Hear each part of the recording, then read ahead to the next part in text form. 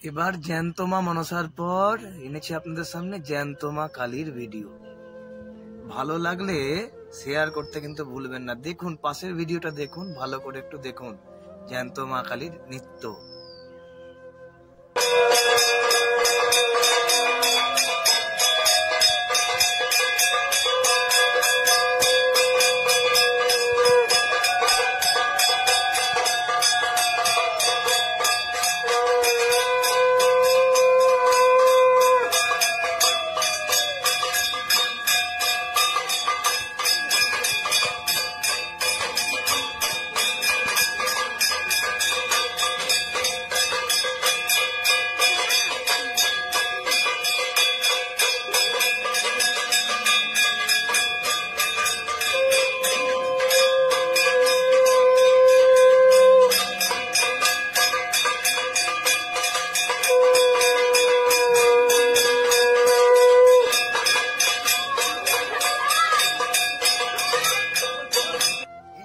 এই ভিডিওটা যে আপনারা দেখলেন বা দেখছেন, বলুন তো এদের কি করা উচিত?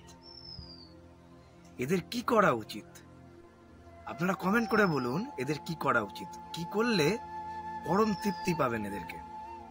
কত বড় সাহস এদের! যেখানে মা কালী পূজিতা হচ্ছেন সেখানে কিন্তু কি করেছেন, নিজে বেদিতে উঠেছেন ভরের নাম করে, এবং সেখানে নৃত্য করছে মা কালীর বেদিতে উঠে। এবং নৃত্য করতে করতে সেখানে কি দেখা যাচ্ছে? দেখা যাচ্ছে তার পায়ে লেগে মানে ঘটের যে গামছা, ঘটের যে ফুল পুষ্প সব নিচে পড়ে গেল। ঘটের যে ফুল পুষ্প সমস্তটা নিচে পড়ে গেল। বলুন এবার আপনারাই, এদের কি করা উচিত? এদের কতটুকুটা সম্মান দেওয়া উচিত?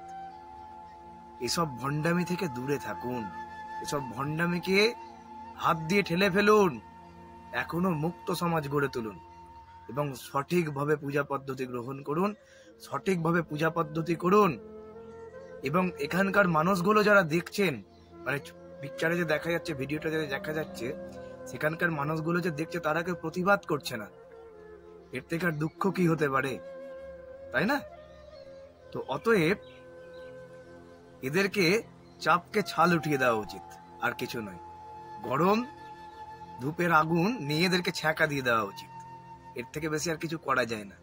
এসব মা কালী নয়, ভণ্ডামি। ভণ্ডামি ছাড়া কিছুই হতে পারে না। এসব এতদিন পুজো করছে, তারা পুজো, তাদের গায়ে মা কালী এসে ভর করে না, মানে পুরোহিত মশাইয়ের গায়ে, সেখানে ওনার গায়ে মা কালী চলে এলো, যে ওইভাবে নৃত্য। সব বুঝে, জেনে বুঝে জ্ঞান পাপী। এই জ্ঞান পাপ গুলোকে দূরে রাখুন। যারা ভর উঠাচ্ছেন তাদেরকে বলছি, তারা সাবধান হয়ে যান। এইভাবে কিন্তু ভর উঠায়েন না। দিনে দিনে মানুষ সজাগ হচ্ছে, মানুষ সচেতন হচ্ছে, অতএব এরমটা করবেন না।